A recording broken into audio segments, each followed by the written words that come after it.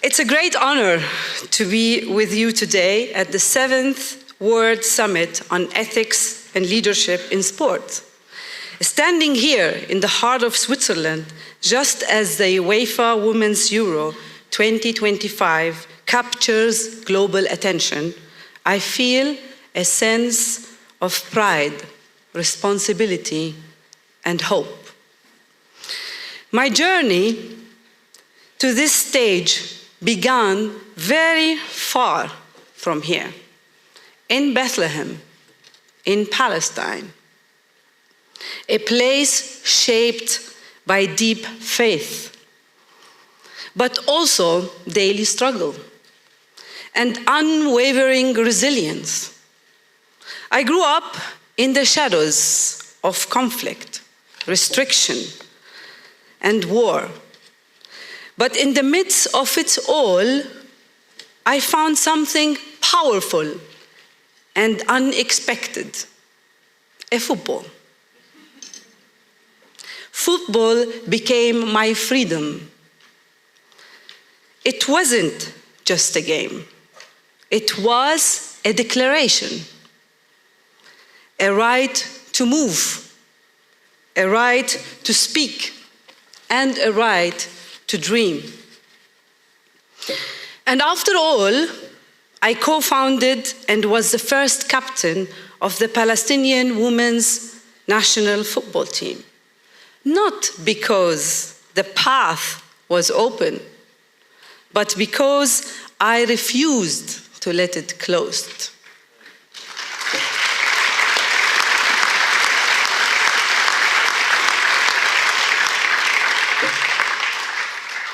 In communities where girls are often told to be silent, football taught me to raise my voice. In societies where women are told to stay small, football gave me space to stand tall.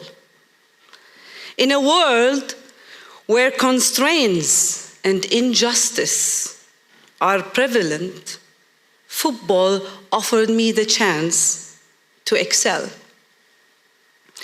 That journey led me to FIFA, where I have spent the last 13 years working to ensure that football is more than just a sport. It's a force for good. FIFA has fundamentally transformed its commitment to football, and I'm proud to be part of that evolution. For example, FIFA invested $1 billion in developing women's football between 2019 and 2026. And as such, the FIFA Women's World Cup in 2023 shattered records in viewership, attendance, and global visibility. Additionally, we are supporting women's players, coaches, referees in over 170 countries all around the world. But it's not just about the game. It's also about protection and respect. So in 2023, FIFA launched the Social Media Protection Service to shield players from online abuse during major tournaments, which is part of FIFA's broader no discrimination campaign and in support to the UN International Day for Countering Hate Speech. We are transforming the sport and the way it's being played. And now, watching the women's semi-final last night in Zurich, the energy was electrifying and the stadium was fully packed. Girls and boys are watching. Sponsors are investing. Nations are reimagining what leadership looks like. And fans are engaging with the values we embody. For me, football was never just a game or a career. As a Palestinian, my lifelong commitment has always been to justice, inclusion, and human dignity. Working in football could have been a dilemma, choosing between my values and my career. But I never had to make that choice, because sport, as its best, it's a vehicle for those very values.